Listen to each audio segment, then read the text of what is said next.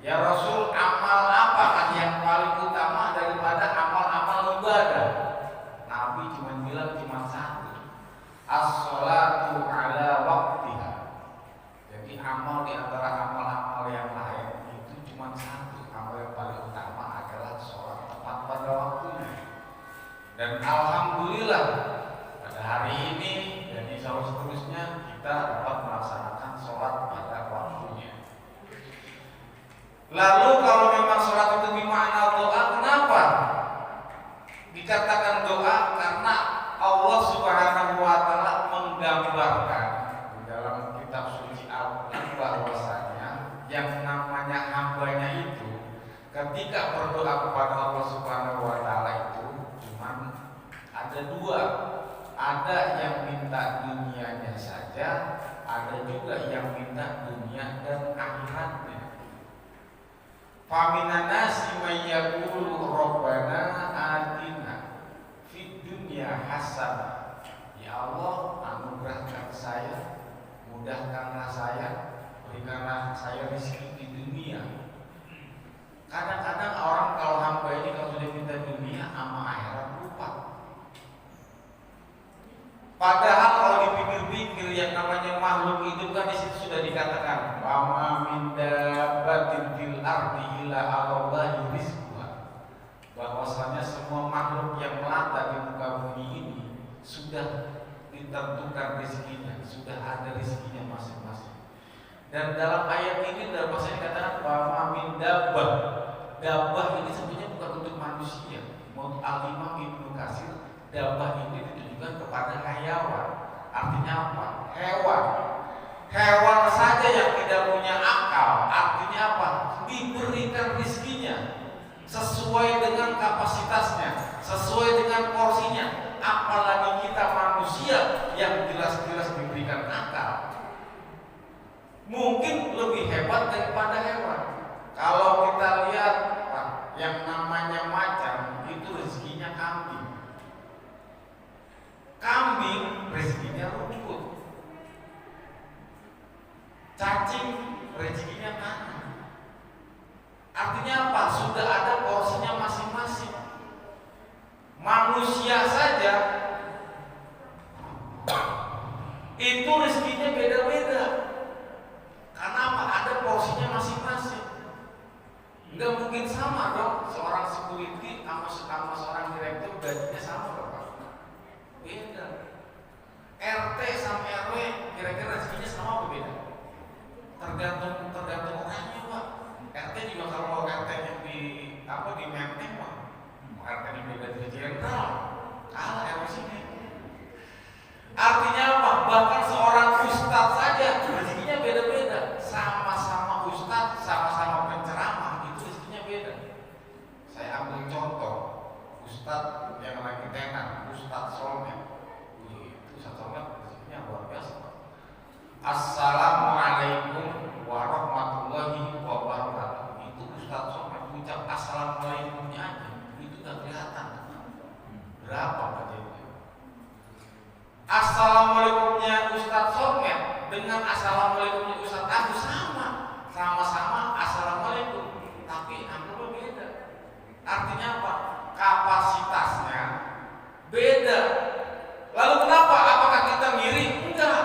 Kenapa? Mungkin rezeki yang dia berikan kalau seandainya diberikan ke saya, tidak akan mungkin saya bisa untuk bagaimana cara untuk membelanjakannya. Karena saya satu contoh, saya suka kebetulan saya nih tinggal di Jakarta Utara, yang Perak tinggal Kelapa Gading. Di Kelapa Gading itu ada seorang band anak muda yang sukses, seorang gitaris namanya Enda Ungu. Nah, itu saya suka nanya, Bang, gimana perjalanan abang bisa sukses begini? Ya Ustaz, banyak ngerinya juga. Kadang ya, jadi dari nol banget. Dia bikin lagu, ternyata dia bikin lagu. Pertama kali dia begitu, ternyata enggak, hasil lagunya itu dijual enggak begitu. Ya pokoknya kurang lah. Yang kedua kurang juga minatnya. Begitu dia bikin lagu yang ketiga, ternyata sukses. Nah begitu sukses, dia bingung. Tiba-tiba kok ada yang transfer begini, mungkin karena hasil daripada kasetnya dia. Tiba-tiba ada yang transfer duit dari hasil lagunya dia miliaran rupiah, lebih daripada itu.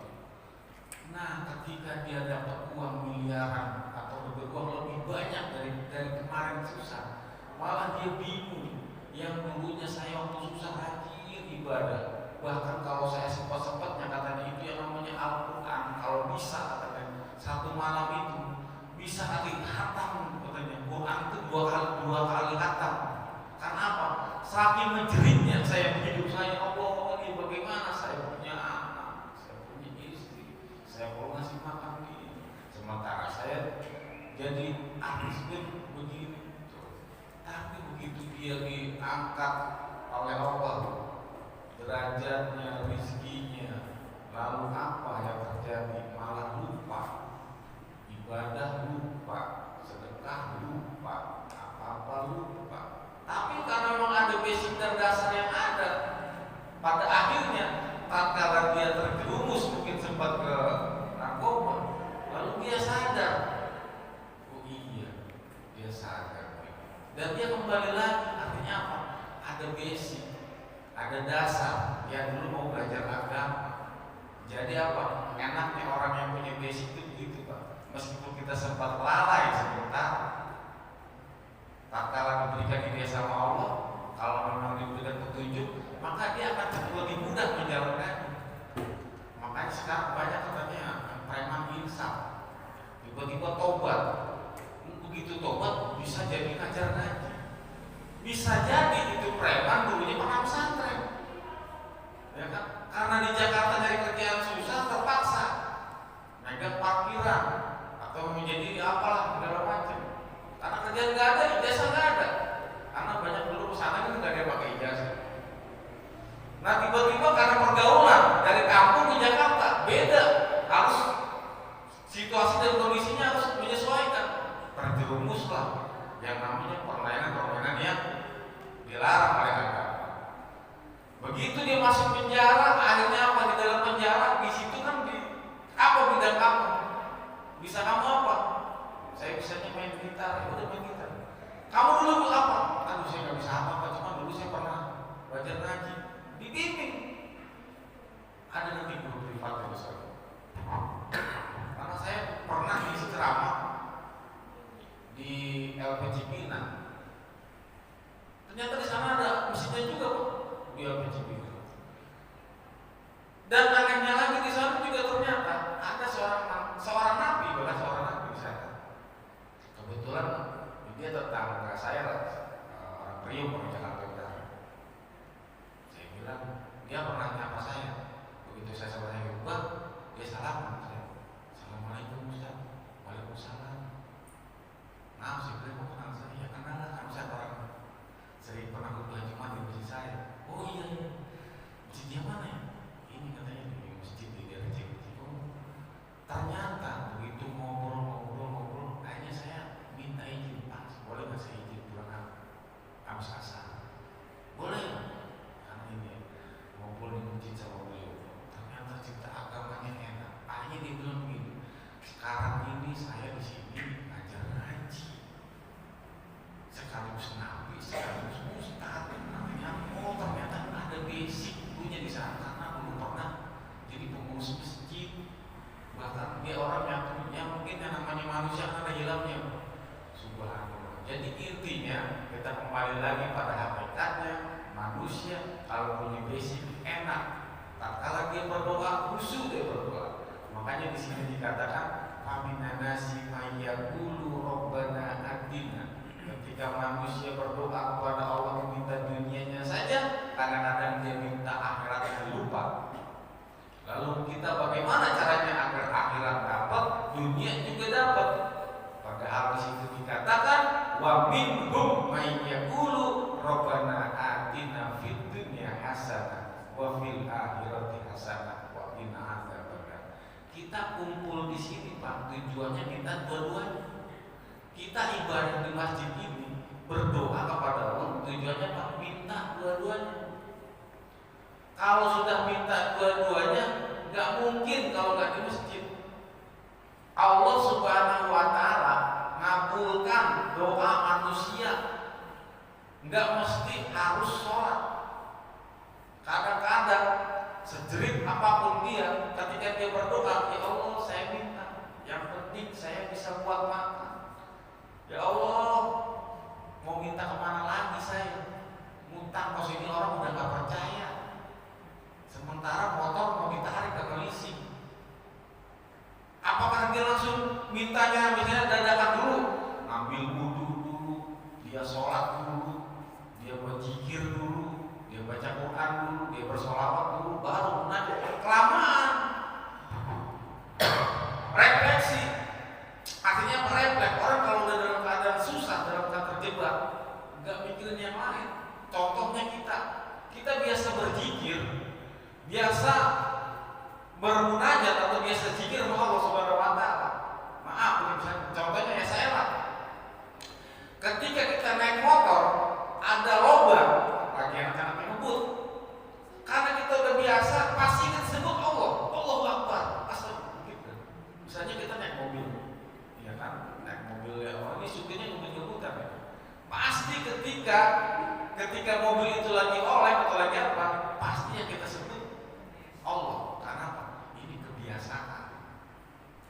Makanya seorang itu nanti meninggal itu sesuai dengan kebiasaannya. Kebiasaannya berzikir, jadi enak mengucapin kul la ilaha illallah. Dan yang kedua di sini dikatakan bahwasanya afdhalul amal ibadah itu adalah sholat. Apalagi yang namanya sholat ini adalah salah satu yang paling utama di antara rukun Islam. Coba aja kita lihat, rukun Islam itu yang pertama syahadat, yang kedua sholat, yang ketiga zakat, yang keempat puasa, yang kelima haji. Ini kalau kita gabungkan jadi satu, semuanya ada di sholat. Orang baca syahadat dalam sholat pasti ada, pasti kita mengucapkan syahadat. At-tahiyatul barakatus sholawat thayyibatul lillah, assalamualaikum warahmatullahi wabarakatuh. Pasti di situ kita mengucapkan asyhadu an la ilaha illallah. Saya mau udah dari kecil syahadat jadi biasa, nggak perlu syahadat, nggak sah sholat kita. Terus yang kedua sholat, iya sholat. Dan yang ketiga apa? Zakat. Emang zakat dimana apa? Membersihkan diri. Itu dikatakan di dalam surah Sabihis kalau salah. Artinya wa amaman tazakka wa zakara asma rabbih fasol, dan bersihkanlah tubuhmu kepada Tuhan dengan doa dengan sholat. Nah di sini dikatakan bahwasanya ketika kita yang namanya zakat itu kan membersihkan harta kita, membersihkan jiwa kita, membersihkan hati kita, membersihkan segala-galanya. Sholat pasti satu-satunya adalah amal ibadah yang paling bersih itu cuma sholat. Kalau mau sholat kita mau ke masjid pasti kita wudhu dulu, kita bersihin dulu. Ustaz, boro-boro saya bersih, saya udah wudhu, tiba-tiba mohon maaf, hanya kita kelupaan, habis campur sama amal ini, terus kita kan loncat aja karena waktu subuh terlambat. Begitu sholat, nggak abdul sholat, bersihkan dulu badanmu. Meskipun padahal kita udah wudhu, udah pakai minyak wangi, kita lupa mandi dulu, nggak abdul sholat kita.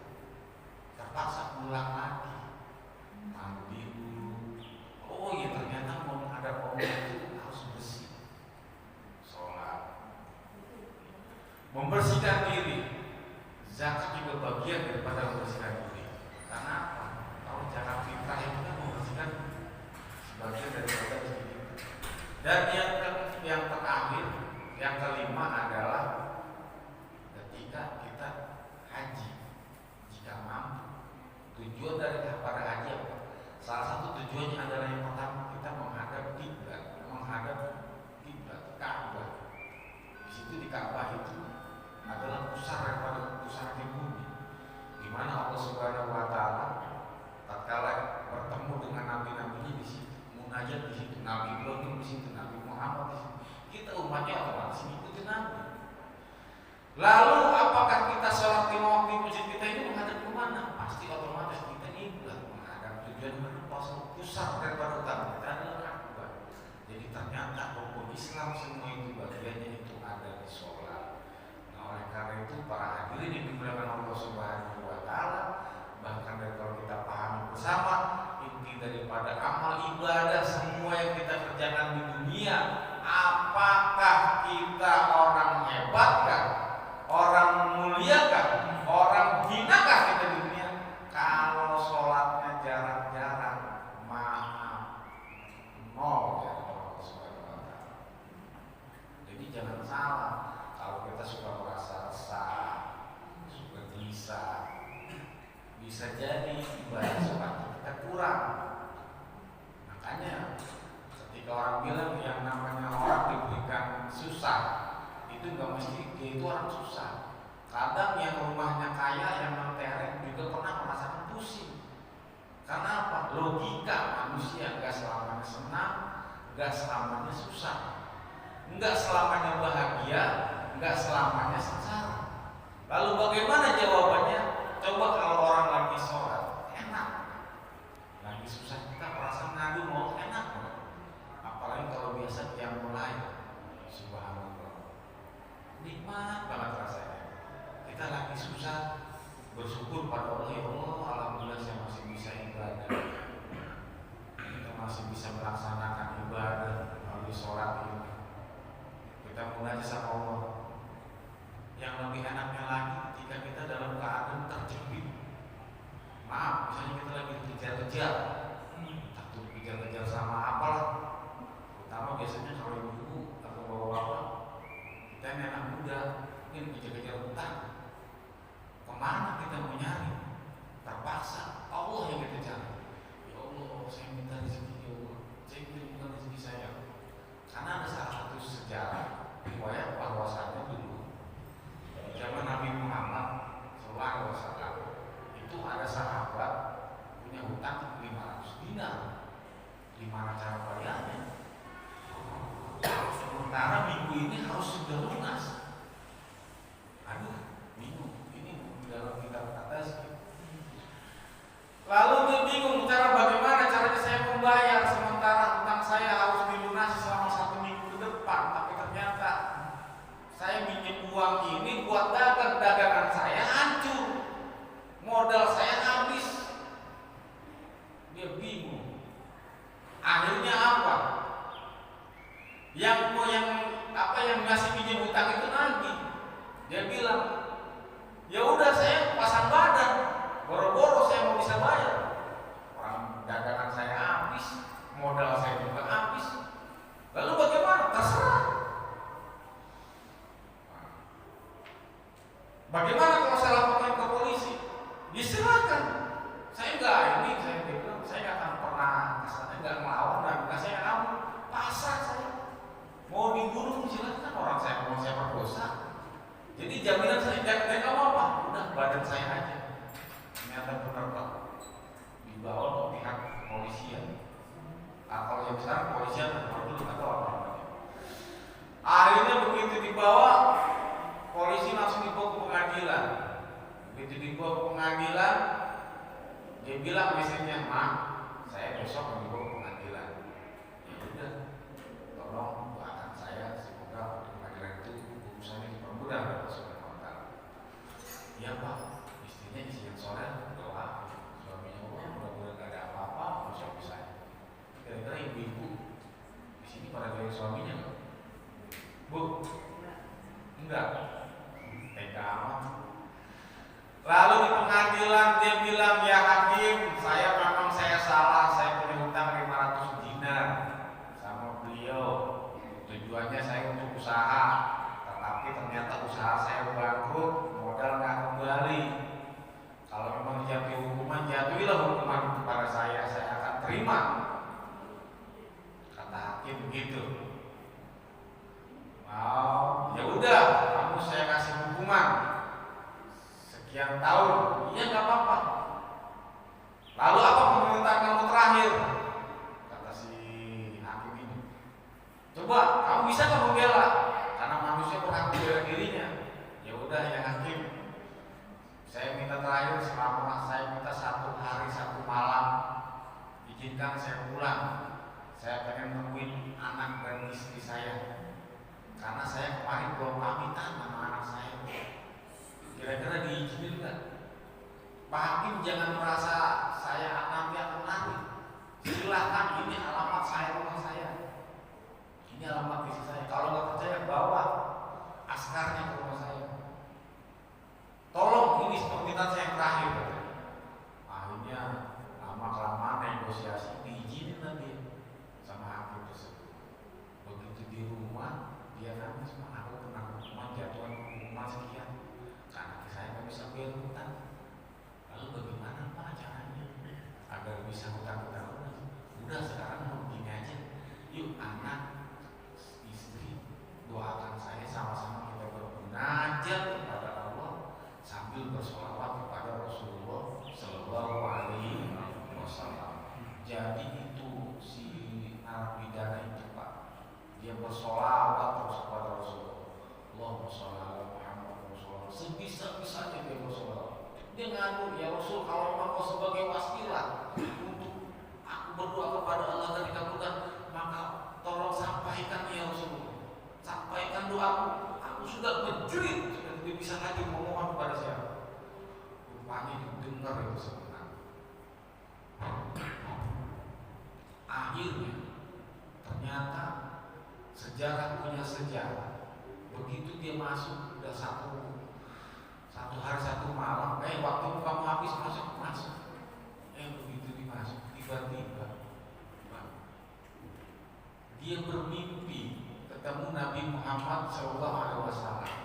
Nanti kalau kamu mau masuk penjara, tolong ya, kamu temuin si fulan Nabi fulan, bilang dia punya hutang sama saya 500 dinar, tolong sampaikan dari Rasulullah SAW. Akhirnya begitu dia mau masuk penjara, ternyata dia bilang begini, ya hakim, tolong bilangin ini si fulan bin fulan, suruh temuin saya, ini perintah dari Rasulullah SAW. Katanya dia pernah punya hutang sama Nabi Muhammad. Akhirnya hakim nyuruh tuh ajudannya, bang, ini ente benar kata orang Nabi itu, katanya ente punya hutang sama Nabi. Dia pikir, oh iya, dulu saya punya nazar, kalau saya bisnis saya laku, tanah saya laku, saya akan nazar sebanyak 500 dinar. Itu siapa orang iman itu? Ada di penjara katanya orang itu. Hanya itu orang saking semangatnya diingetin, terima kasih ya Allah, alhamdulillah. Dicari orang itu. Ente ini, iya saya. Ente benar ketemu Nabi? Iya benar. Lalu Nabi ngomong apa? Ya ngomongnya begitu katanya. Katanya sampai punya hutang sama Rasulullah sebanyak 500 dinar. Iya, benar. Saya memang punya hutang nazar saya. Kalau saya laku, bisnis saya laku, maka saya akan sumbangkan. Tapi sampai sekarang lupa. Terus Nabi ngomong apa lagi sama jenengan? Dia nggak ngomong apa-apa. Ngomongnya cuma itu. Apa yang dikatakan? Ya udah cuma itu. Coba kamu ingat lagi. Kira-kira Nabi Muhammad itu ngomong apa lagi? Enggak, ini dalam mimpi saya begini-begini. 10 kali Pak itu orang ditanya sama si yang punya nazar itu. Sudahlah sekarang begini. Kalau memang katanya kamu ini gak percaya sama saya bahwa saya Nabi begitu, ya udah saya nggak mau ngomong sama kamu lagi kan. Kenapa sih kamu ngulang-ngulang saya terus begini? Jadi si orang yang merasa diimpinya gitu Pak, saya merasa terus terang saya ingin rindu sama Nabi Muhammad, sementara beliau sudah nggak ada. Sungguh mulia ente bisa ingetin saya. Akhirnya Pak, itu si orang itu yang hutangnya 500 dinar, udah sekarang begini, ini uang ada 500 dinar, saya mau sudah ngazar, tolong diterima ya uang itu. Jadi si orang yang mau kena pidana itu Pak, ternyata alhamdulillah berkat dia bersolawat berbuat kepada Rasulullah, dia dapat uang 500 dinar. Langsung itu uang ini dikembalikan, langsung dibayar kepada orang yang punya hutang. Si punya hutang ini kaget, itu cepet amat katanya. Belum juga seminggu, kok tiba-tiba nanti bisa bayar hutang dari saya. Oh, panjang ceritanya. Ketika hakim ketok palu, saya izin sama hakim. Pak Hakim, rumah saya di sana, saya minta pulang dulu sama anak istri saya mau izin, saya mau masuk penjara. Tapi tiba-tiba begitu saya berzikir, selama berzikir kelelahan maka saya tertidur, dan dalam tertidur itu saya bermimpi dengan Rasulullah. Ternyata Rasulullah tunjukin, oh begitu, iya. Akhirnya Pak, ini uang yang tadi masuk dan dia bayar. Yang merasa dibayarnya itu dia bilang, karena ini saya senang ketemu Nabi, maka ini tolong ini uang buat kamu lagi aja kan. Dia ngomong lagi usul, tolong Pak Hakim, laporan saya dicabut. Uang dapat, laporan dia dicabut, yang harusnya dia masuk penjara dibebaskan berkat dia berdoa kepada Rasulullah, berdoa kepada Allah Subhanahu Wa Taala melalui wasilah bersolawat kepada baginda Nabi Muhammad Sallallahu Alaihi Wasallam. Saya punya guru Pak, saya juga aneh, tapi saya yakin guru saya dulu pernah mondok di Palu, Ciseeng, Habib Mahdi bin Sagaf bin Syekh Abu Bakar, Habib Sagaf bin Mahdi bin Syekh Abu Bakar Palu. Beliau itu dari Sumbawa ke Jakarta merantau, cuman bawa apa? Cuman bawa zikir dan ilmu, cuman dapat dari orang tuanya. Ya Sagaf, kalau kamu nanti habis sholat isya jangan lupa baca sholawat sajarat tunukut. Jadi sholawat ini siapa yang baca sholawat sajarat tunukut yang dimana Allahumma sholli ala sayyidina Muhammad wa ala ali sayyidina Muhammad. Jadi insya Allah nanti kamu akan punya pohon duit, susah. Itu beliau di jalan di Palu, modal sendiri, alhamdulillah. Dia berdoa, dia usaha juga, tiba-tiba Allah mudahkan ada usahanya. Allah alam, karena rezeki itu Allah yang berikan. Seandainya kita ngikutin, Allah alam apakah kita bisa sama rezeki dengan dia, itu dikembalikan lagi kepada kita yang masing-masing. Sebelum waktu itu, biasanya anak-anak kami mana yang mau selawat, selawatan dulu dong. Assalamualaikum warahmatullahi wabarakatuh.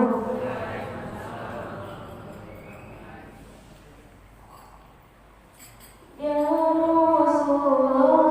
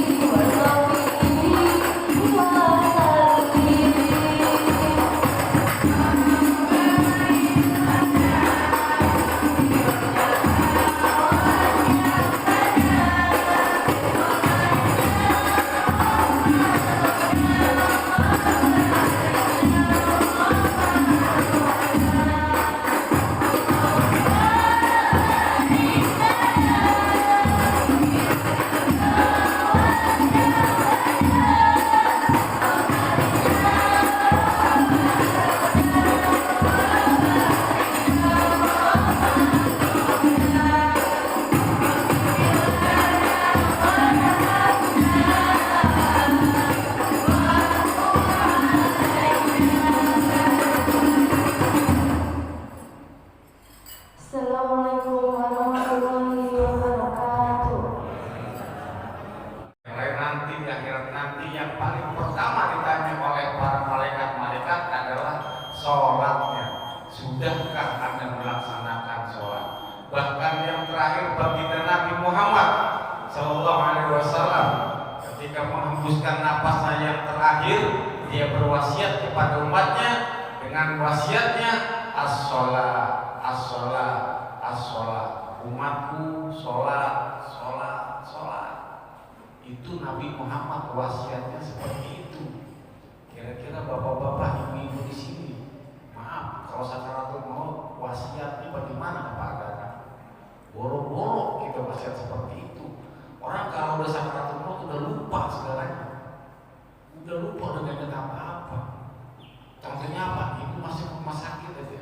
Orang kalau udah sakit kadang-kadang kita tuntut baca syahadat itu susah. Tapi kalau orang terbiasa ibadah, terbiasa sholat, Pak, jangan lupa istighfar. Ingat ya. Lalu bagaimana ketika dia ibadahnya jarang-jarang, maka daripada itu bahwasanya Allah Subhanahu wa taala tidak akan pernah memaksa pada siapapun. La yukallifullahu nafsan illa wus'aha, laha ma kasabat wa 'alaiha ma kasabat. Akan tetapi bahwasanya Allah Subhanahu wa taala berjanji bahwa siapa orang yang benar-benar menjalankan ibadahnya, baik dia laki maupun perempuan, man amila sholihan min dzakarin aw unsa fa huwa mu'min falanuhyiyanahu hayatan thayyibah wa lanajziyahu ajrahu bi ahsani ma kanu ya'malun. Siapakah dia yang menjalankan amal ibadahnya, baik laki-laki maupun perempuan, sedangkan dia selalu beriman kepada Allah Subhanahu wa taala, yang wajib dia jalankan, yang sunnah dia tambahkan, maksiat dia tinggalkan, baik laki-laki maupun perempuan, wa huwa mukmin, sedangkan dia beriman kepada Allah Subhanahu wa taala, fala nuhyiyanahu hayatan thayyibah, maka kami akan berikan dia sebuah kehidupan yang penuh dengan keharmonisan. Jadi siapa orang yang benar-benar yakin menjalankan ibadahnya, baik dia sekeluarga, keluarganya diberikan penuh dengan keharmonisan.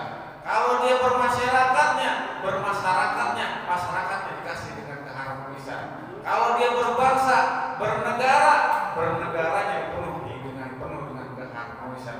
Selama individu menjalankan ini semua, ukhuwah Islamiyahnya, ukhuwah basyariahnya, ukhuwah insaniyahnya, kalau mereka menjalankan, maka tidak ada lagi yang namanya penuh dengan kesulitan, akan tetapi Allah ganti dengan keharmonisan. Alam yanahu ayatan thayyibah di dalam surah An-Nahl ayat 97. Tapi kalau kita benar-benar lalai, di dalam surah Thaha jawabannya ada lagi. Wa man a'rada an zikrika fa inna lahu ma'isatan dhanka. Siapa yang berpaling daripada peringatan? Ini kan berpaling dari peringatan. Kalau ini contohnya gini Pak, ketika kita dipanggil azan kan berarti kan itu peringatan ya. Siapa yang berpaling daripada peringatanku, daripada dia berpaling daripada berzikir maka dia akan mengalami kehidupan yang penuh dengan kesempitan. Man a'rada an zikrika fa inna lahu ma'isatan dhanka, maka dia akan dihinggapi, dipenuhi dengan kesempitan kehidupannya. Jadi orang yang berpaling, yang lalai daripada ibadahnya, entah itu sholatnya, jangan harap kalian mendapatkan kebahagiaan. Sempit di dunia aja sempit, lalu bagaimana nanti dalam kubur? Bagaimana caranya agar kita mendapatkan keseluruhannya? Dunia dan beserta isinya kalah dengan orang yang istiqomah menjalankan sholat subuh. Jadi kalau pengen dunia beserta isi-isinya itu kalah kalau dibandingkan orang yang rajin menjalankan ibadah sholat subuh. Makanya Ustaz Somad beserta rombongan itu istiqomah Pak, keliling sholat subuh berjamaah. Tujuannya ayo kita nyari rezeki. Jadi siapa yang rajin ibadah sholat subuh, kalau susah udah banyakin sholat subuh, minimal jamaah di masjid. sendiri kadang-kadang suka ngaco. Kadang-kadang saya juga kadang-kadang kalau sholat subuh, kalau sendiri suka ngantur. Soalnya gini Pak, saya kan biasa bungut. Tiba-tiba kalau sendirian, udah main bablas aja Pak. Sampai Allah main kata saya Pak, tadi nggak bungut, kok iya? Ini gimana? Balik lagi Pak? Iya udah, baik-baik. Ini nama saya mengantuk kali Pak. Udah begitu sama Allah, Pak, tadi nggak bungut, gimana? Mau balik lagi? Balik lagi mana ya? Jadi intinya enaknya berjamaah, ada yang mimpin, ada yang nuntun. Tatkala kita baca Fatihahnya enggak fasih, enak, udah ada imam. Artinya apa? Ada yang bertanggung jawab. Tatkala baca Qurannya apa? Udah ada imamnya, ada yang bertanggung jawab. Coba kalau kita imam kita sholat sendirian, bahasa Quran ngaji dengan sholat beda. Contohnya apa? Ketika kita baca iya karena wa iya karena nasta'in, kalau kita tajwidnya kurang, artinya beda. Alhamdulillah dengan alhamdu beda. Nah, ini sholat mesti tartil, orang kirim Quran tartil. Makanya hati-hati. Ustaz, saya udah tua, belajar susah, belajar. Ngaji tanpa batas. Orang nuntut ilmu, saya udah tua malu, jangan kita malu. Justru orang tua kalau mau belajar ngaji Iqra, mau belajar juz amma, suatu kebanggaan. Contoh, anak muda yang tua aja mau ngaji, lu enak-enakan, main terus, gak jelas. Ayo, jangan kalah sama yang tua. Kebalik ya, jangan kalah sama yang muda. Artinya apa? Kesemangatan, keseriusan itu salah satu modal kita. Sebab apa? Yang namanya menuntut ilmu nggak ada batas. Malu kan udah tua, kadang-kadang apalagi kadang-kadang. Sebab apa? Dari yang namanya kita lahir sampai kita meninggal itu kita diwajibkan untuk menuntut ilmu. Kita dituntun dari kecil, dituntun bagaimana kita mengucapkan. Sampai meninggal nanti kita pasti akan dituntut. Ada sahabat Nabi Al-Qamah, ceritanya ibadahnya rajin, ya kan, zikirnya rajin, ngajinya juga rajin, bahkan dia sangat cinta sama Nabi. Kenapa? Ketika mau sakaratul maut ngucapin la ilaha illallah dia nggak bisa, apa? Dituntun sama kita. Ya Al-Qamah qul la ilaha illallah.